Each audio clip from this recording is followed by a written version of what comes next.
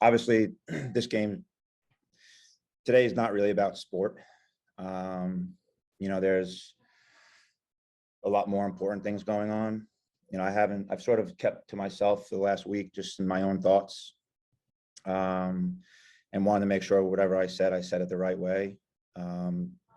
But obviously our thoughts and prayers are with the families in Uvalde and the state of Texas. But with everything that's going on, the senseless acts of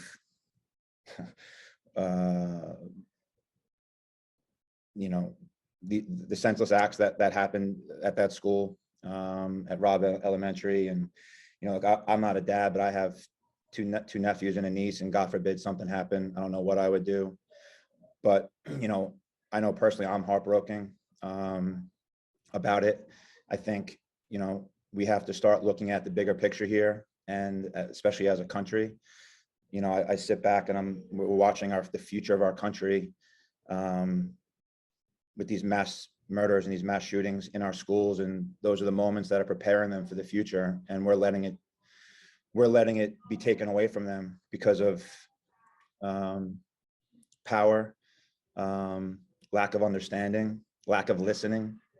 We have people in power that are more interested in people not saying the word gay and taking sports away from people. I can tell you right now, I have gay players in our locker room, and they're the most amazing people I've ever been around. They are not the problem. I have a hard time understanding what we're doing. And if we don't learn from this now, when are we ever going to learn? We're at a point in our country's time, and it's just, we need to be better. And if we don't open our eyes to something that's bigger than ourselves, then we're going to watch this thing crumble. And, yeah, there's mental illness out there. I get it. I respect it. No problem. But at the end of the day, those guns are available to the people that have mental illness. So at what point do we say enough is enough? At what point do we say you can't buy beer at 18, but you can buy it at 21, but you can go buy an AR-15 at 18? What are we doing? What in the world are we doing? If we don't wake up now, it's only going to get worse. But I'm tired of hearing and people arguing and saying, you can't say this. We're okay to say we have to protect people from guns and all that. But at the end of the day, we don't want to protect people from saying a word that is no harm to anybody. And that's disappointing to me, because there's a lot of people that I get to be around every single day that are gay. And they are probably some of the most amazing people in my life. And it's getting to the point now where it's just looking more and more disgusting. And I hope that, unfortunately, 21 people, we're talking about, yeah, protect, harden the schools, but there was 19 officers that stood in the hallway, or whatever amount of officers stood in the hallway, while these young kids are calling their parents and calling 911. They were outside the door waiting for a key, but yet they're trained. So people say we need to have armed officers. You had them in the hallway and they didn't act. And now we're going to complain about that, and we're going to blame it on mental illness. People failed these kids. They can't help themselves. We failed them. And until we wake up and until we do the right things, we're going to continue to fail the future of our country. And that's the most disappointing thing. That's the most disappointing thing for me. Today was not about sport. But people are going to forget. They're going to try and forget, and they think it's just going to move on. We can't let it forget. As players and coaches that have a platform, we can't let people forget. We can't let this go quiet. We have to stay active. We have to stay on top of this. We have to do what's right for these young kids who unfortunately lost their lives because of stupid politicians who don't want to do the right thing and change the guidelines and laws that can help protect people that need to be protected. Because the last place people should be unsafe is in a grocery store. The last place people should be unsafe is in a church. The last place people should be unsafe is in a school.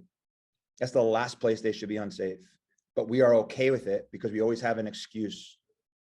Enough of the excuses. Get your heads open and realize we are failing these young kids, and we're failing people who are just trying to live their lives. And I hope And I apologize if I'm coming across angry, but I am, just like many other people in this country. And like I said, I'm heartbroken by it all. Just knowing and hearing the stories of these young kids and the heroism that they had.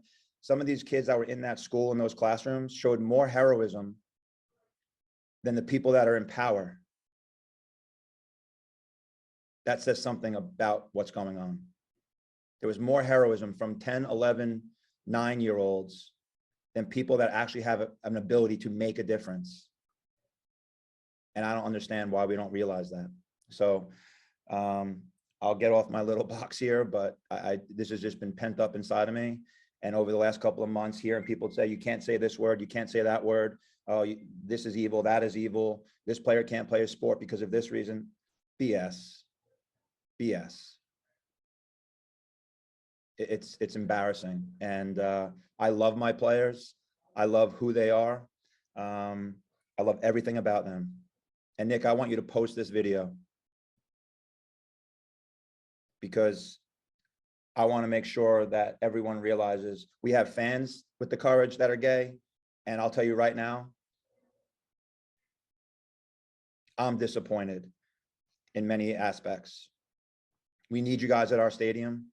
We need you guys cheering our players on. I get it. But at the end of the day, let's not be a part of the problem. Let's try and get this thing back on track. And I hope